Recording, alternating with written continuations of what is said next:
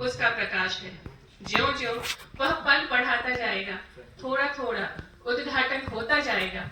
चलने वाला पहले से नहीं जानता कि क्या उद्घाटित होगा। उसे अपनी मध्यम लालटेन का ही सहारा है। इस पथ पर चलने का अर्थ है पथ का उद्घाटन होना, और वह धीरे धीरे क्रमशः। वह यह भी नहीं बता सकता कि रास्ता किस ओर घूमेगा या उसे किन घटनाओं या वास्तविकताओं का सामना करना पड़ेगा। कवि के लिए इस पथ पर आगे बढ़ते जाने का काम महत्वपूर्ण है। वह उसका साहस है, वह उसकी खोज है। इस रास्ते पर चलने के लिए आत्मसंघर्ष करना पड़ता है। केवल एक लालटेन है जिसके सहारे उसे चलना है। इस आत्मसंघर्ष रूपी लालटेन से प्रकाश लेकर प्रकाशित कृति है राही डुमरचेर जी की गाड़ा टोला। एक ही तरह के और लगभग रूढ़ हो चुके काव्य आस्वाद से अलग जब किसी नए आस्वाद का अनुभव होता है तो मन अनायास ही खिल उठता है और कहता है कि यह तो हमें नई चीज मिली है। राही जी के कविता संग्रह गाड़ा टोला से गुजरते हुए मुझे ठीक ऐसा ही महसूस हुआ। इन कविताओं में एक नैसर्गिक सहजता है, दैनंदिन अनुभवों की छाप है और बदलते समय और समाज की बहुत ही बारीक परख इनमें है। साथ ही इन कविताओं में मानवीय प्रेम, प्रकृति प्रेम जैसी व्यक्त अव्यक्त भावनाओं की ऊष्मा और नमक भी मौजूद है। मैं उम्मीद करती हूँ कि यह कविता अपने पाठकों के संवेदन तंत्र को स्पंदित करेंगी। इस संग्रह की विशेषताओं पर बात करें तो इन कविताओं में कहीं भी बड़बोलापन नहीं है, जैसा कि नरेंद्र सर ने भी इस पर प्रकाश डाला। ना ही कोई उपदेशात्मकता है। कवि अपने परिवेश के प्रति सजग हैं और उन्होंने अपनी लेखनी के लिए सहज, सरल और सुगम शैली को अपनाया है। इस छोटे से काव्य संसार में मेहनतकश लोग हैं, उनका विस्थापन है।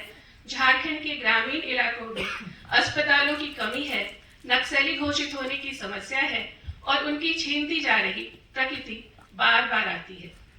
इस संग्रह की अधिकतर कविताएं अपने छोटे से कलेवर में कहीं अधिक कहती सुनती नजर आती हैं और उनकी छोटी कदकाठी उनकी पठनीयता को और भी बढ़ा देती है। जैसे कि इस संग्रह की पहली ही कविता है छांव। अभी जैसा संचालन कर रहे चेतन जी ने भी उस कविता का उल्लेख किया कि रास्ते हो तो दरख्त भी हो, कविता में इतनी छांव जरूरी है।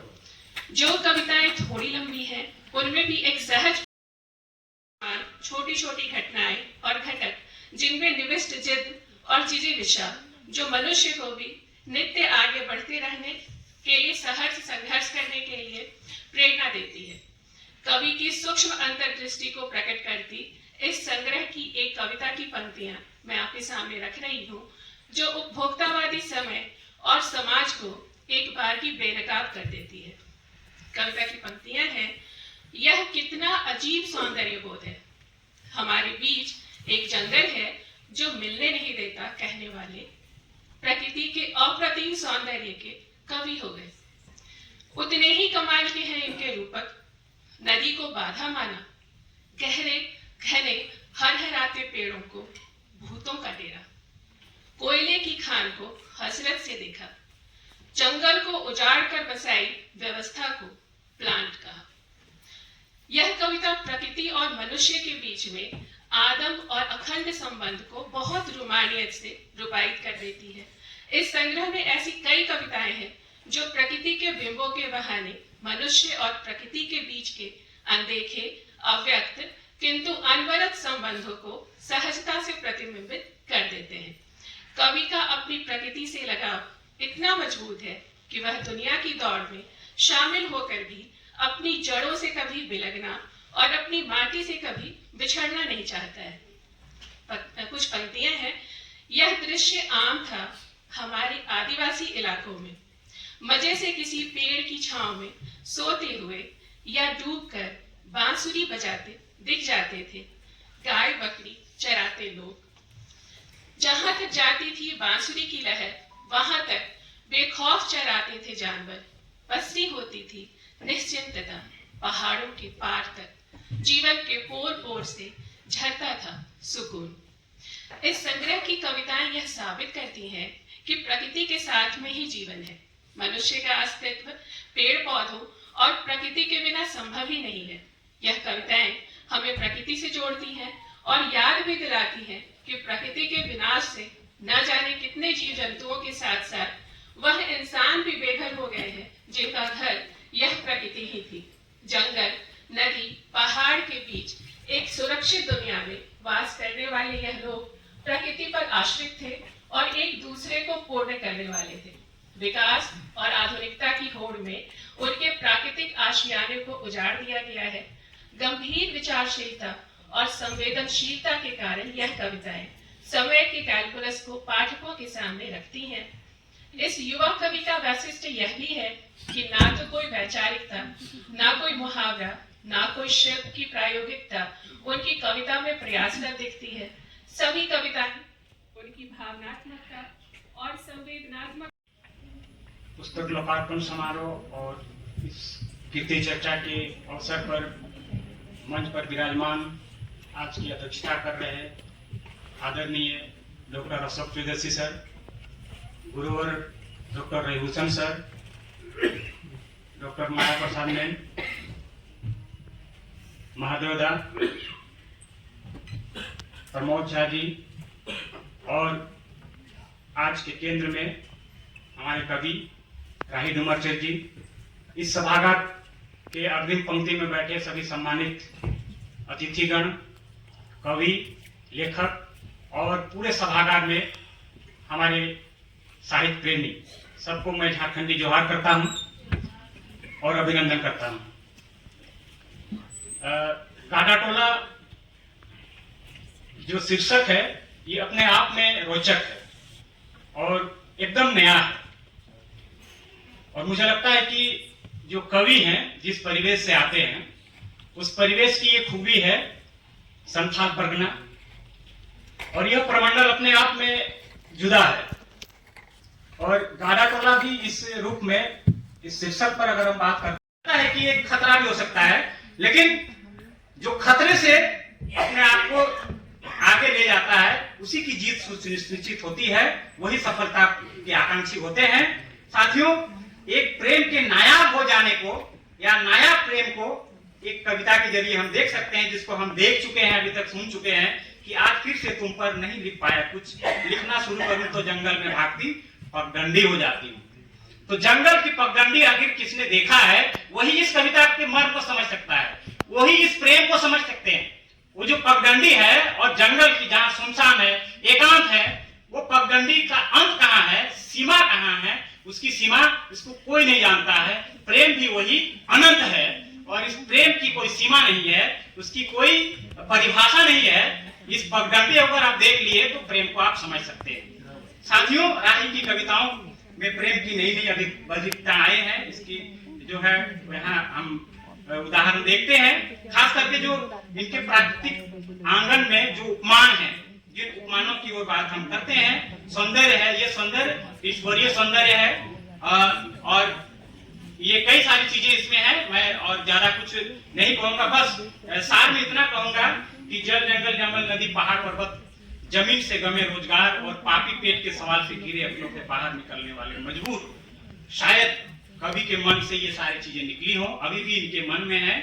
और डुमरचंद ने कई देशज और आंचलिक शब्दों का सफल प्रयोग किया है और साहसिक प्रयोग किया है, और इस साहसिक प्रयोग में ये सफल भी हुए हैं।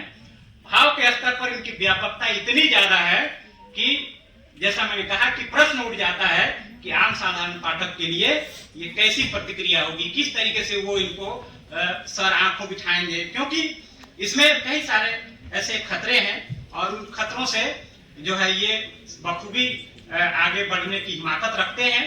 खास करके जो आदिवासियत है इनकी कविताओं में, वो मात्र मेटाफर नहीं है, वो मात्र रूपक नहीं है, बल्कि डुमरचंद के लिए ये खाद पानी है जिनसे ये वो शक्ति प्राप्त करते हैं। खास करके जो मिथक हैं, जो जनश्रुतियां हैं, जो लोक कथाएं हैं, लोक परंपराएं हैं, ये सारे सवाल ये टूल्स की तरह करते हैं और ये इनके काव्य पक्वता को स्पष्ट करते हैं। अंचल की सुगंध है इसमें और सारी चीजें हैं। खास करके जो सहृदय पाठक हैं ये उनको साथ लेकर के आगे बढ़ते हैं। बस एक चीज मैं जरूर कहूंगा, क्योंकि जो हमारे आदिवासी परंपरा है, गीत के बिना अधूरे हैं। मुझे लगता है 2-4 गीत अगर इसमें शामिल होते तो और बेहतर होता। खैर, आपको इस चर्चा के लिए, इस कृति के लिए बहुत बहुत धन्यवाद।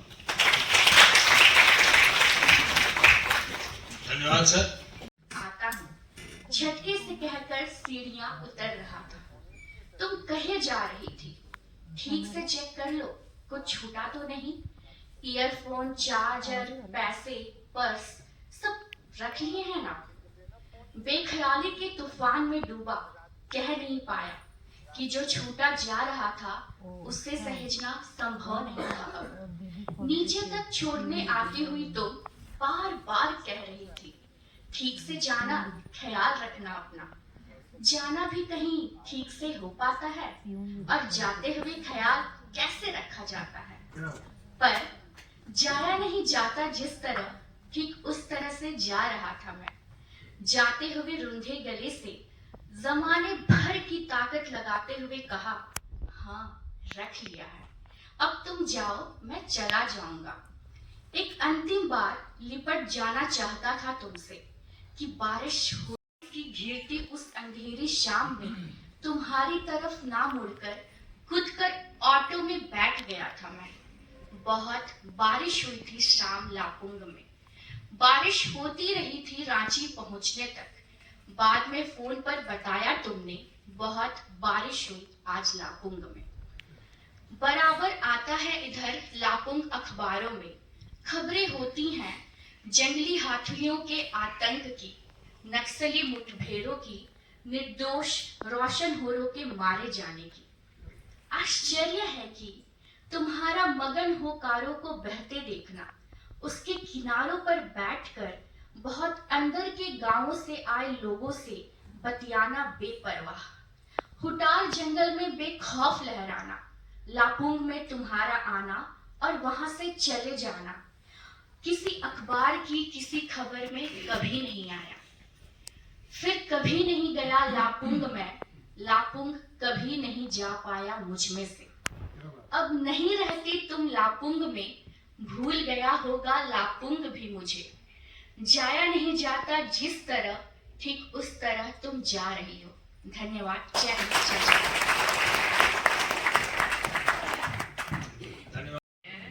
मानवता विरोधी दृष्टि पूरी धरती पर जितनी भी प्रजाति पाई जाती है उनके उपस्थिति के, उनके अस्तित्व के लिए जरूरी है। इस बात को समझते हुए कवि ने गला टोला में जिस तरह की बात रखी है कि रात को यदि सोने ना दिया जाए तो बुरा मान जाती है, शीर्षक ही काफी है। तो इसके लिए सबसे पहले मैं कवि का हार्दिक आभार और धन्यवाद करती हूँ। प्रगतिशील लेखक संघ के बैनर तले यह परिचर्चा और लोकार्पण आयोजित हो पाया है। प्रगतिशील लेखक संघ रांची का मैं आभार व्यक्त करती हूँ। काव्य पर सुंदर बातचीत करने के लिए doctor Savitri Baraik ma'am, doctor Urvashi ma'am, doctor Pragya Gupta ma'am, doctor Jinder Singh Munda sir, दादा विनय सौरभ, कथाकार Pankaj Mitra sir, Sudhir Suman sir, Prakash Dev police sir ji, आदरणीय प्रमोद झा सर, आदरणीय महादेव टोपो सर, अध्यक्षता कर रहे अशोक प्रियदर्शी सर, आदरणीय रवि भूषण सर, आदरणीय माया प्रसाद मैम, मैं आप सभी का हार्दिक आभार करती हूँ, धन्यवाद करती हूँ। 3 बच्चों ने कविता पाठ किया, उनका मैं आभार करती हूँ। प्रगतिशील लेखक संघ रांची द्वारा आयोजित इस सभागार की परिचर्चा में बैठे सभी सहृदय श्रोतागणों को हार्दिक धन्यवाद करती हूँ। नगाड़े की धुन को धन्यवाद, यहाँ की हवा को धन्यवाद। इस संचालक महोदय चेतन कश्यप सर जी, आपको हार्दिक आभार करती हूँ। और इस बातचीत को सुचारू बनाने के लिए जो संघर्ष किया आदरणीय रविंद्र काका जी, मैं आपका बहुत बहुत धन्यवाद करती हूँ। आप सभी को जोहार, धन्यवाद।